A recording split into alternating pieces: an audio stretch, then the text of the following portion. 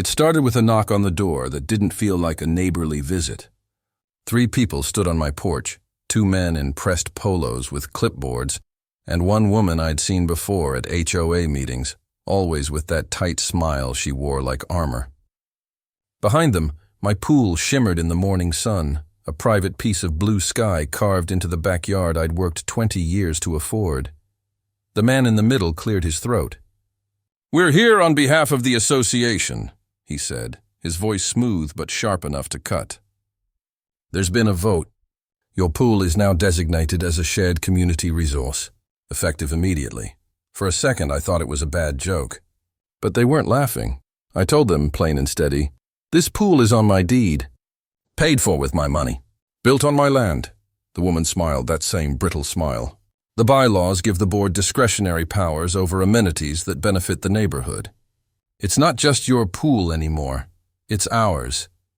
Behind her, I could see children's bikes leaning against fences, parents watching from porches, curious eyes trying to make sense of what was happening. My backyard, my retreat, had suddenly become the center of their summer dreams and my brewing nightmare. The board members handed me a stack of papers, stapled at the corner, filled with legal jargon that bent reality until it broke. Phrases like equitable access and enhanced property value. Words designed to sound reasonable while stealing something right from under me. That night, I sat at the kitchen table with the document spread out like a battlefield map. I read every clause, every footnote, until the lines blurred. My pool was mentioned by parcel number, the association citing some obscure amendment passed 5 years earlier when hardly anyone was paying attention. A loophole, a trick, a theft hiding in plain sight. By morning, the whispers had started. At the mailbox, Mrs. Jenkins, who never spoke above a murmur, told me how her grandchildren couldn't wait to swim. Down the street, a teenager asked if there would be lifeguards. The board hadn't wasted a second painting me as selfish, a man too greedy to share with his neighbors. But I wasn't greedy. I was betrayed. The first community swim happened 3 days later without my permission. A dozen families streamed through the side gate, towels slung over shoulders, coolers rattling with soda cans. Laughter spilled across my yard like an invading army. My dog barked from the window until his throat was raw, but no one cared. They swam, splashed, left behind candy wrappers and sunscreen stains, then left without so much as a thank you. That night, I stood on the patio staring at the water. Leaves floated across the surface, shadows bending in the glow of the porch light. My backyard no longer felt like mine. It felt occupied. I knew then I couldn't fight this with raised voices or angry letters. The HOA thrived on conflict. It fed them. I would need something sharper, colder, smarter. The board thought they'd won because they had the paper, the votes, the illusion of authority. But what they didn't know was that while they were busy counting bylaws, I was counting locks, cameras, and every legal angle they hadn't prepared for. They thought my pool was theirs. But I was about to remind them whose name was on the deed. The next morning, I drove to the hardware store. Not for chlorine or a skimmer, but for heavy-duty padlocks, reinforced chains, and a fresh set of security cameras with night vision. If they wanted to treat my property like a public park, then I would treat them like trespassers. By noon, I had locked the side gate with thick chains, bolted the back fence with fresh steel, and mounted cameras at every angle of the yard. I even installed motion sensors that pinged my phone whenever someone so much as breathed near the pool. That evening, when the first family tried to waltz in, dragging floaties and folding chairs, they stopped cold at the gate. The father tugged at the chain like it was an insult. "You can't just lock us out," he barked, his voice rising above the sound of his kids whining behind him. "Yes, I can," I said, stepping onto the patio with my phone raised, recording every second. "This is my property." "You're trespassing." He sputtered something about HOA rules, but the camera in my hand silenced him. He dragged his family away, but not before spitting, "You'll regret this." The video went online that night. Not by me, but by him.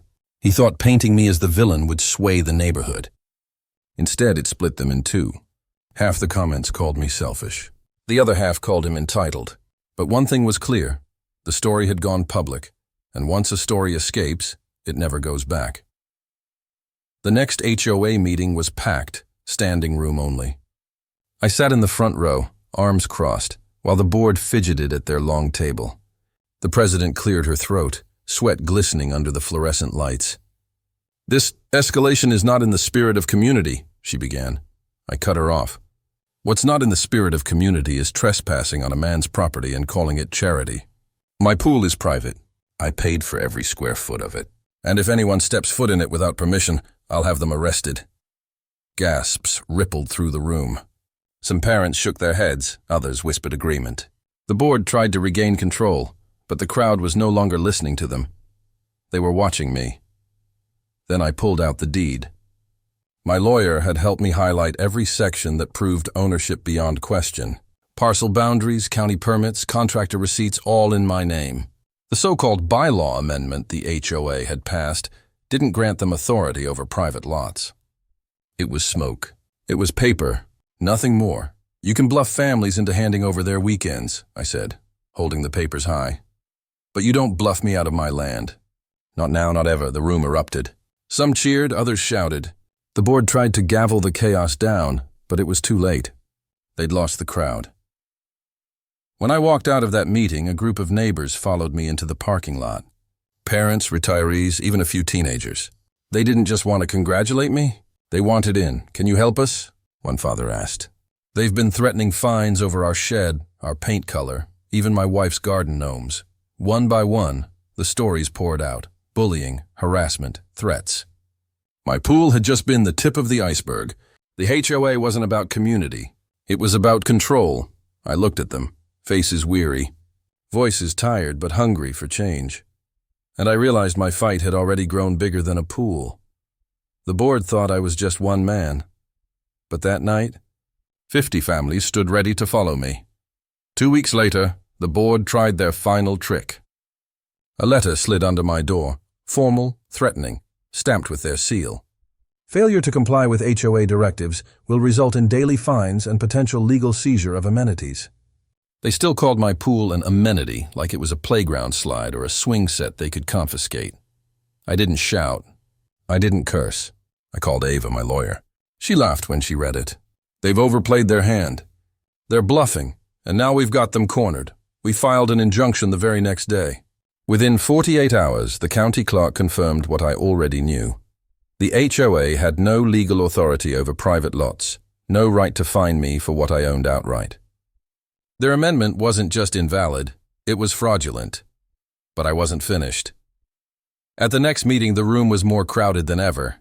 Parents squeezed in with restless kids, retirees leaned on canes, and even Mercer, the guard who once barked orders like a soldier, sat at the back, arms folded, watching. The board sat stiff at the table. Faces pale, eyes darting like trapped animals. I walked up with my folder of evidence. No yelling, no theatrics. Just facts. Deed records, county rulings, the injunction, stamped and signed. I laid them out one by one until the table between us looked like a courtroom bench. "This," I said, tapping the papers, "is the end of your games. You tried to steal my property and worse.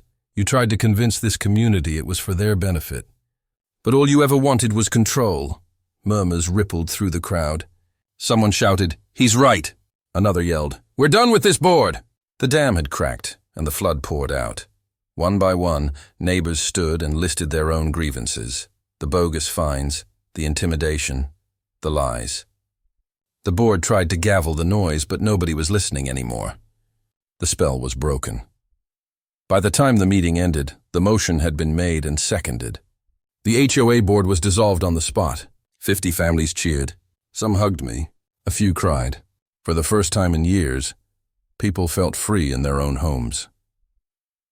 That night, I sat by the pool, quiet, calm, lit only by the ripple of water reflecting the porch light. For the first time in weeks, it felt like mine again. Not because I'd locked it down, but because I'd stood up. Because I'd shown them all that ownership means nothing if you let others walk all over it. The HOA thought they could drown me in paperwork. Instead, they drowned themselves in their own arrogance. And me? I wasn't just the man with the pool anymore. I was the man who reminded 50 families what it means to fight back. If this story hit you hard, if you've ever felt powerless against HOA abuse or seen a neighbor stand up when no one else would, don't just move on. Hit that subscribe button, share this with someone who needs the reminder, and tell me in the comments, what would you have done if it was your pool? Because sometimes the only way to protect what's yours is to fight like hell to keep it.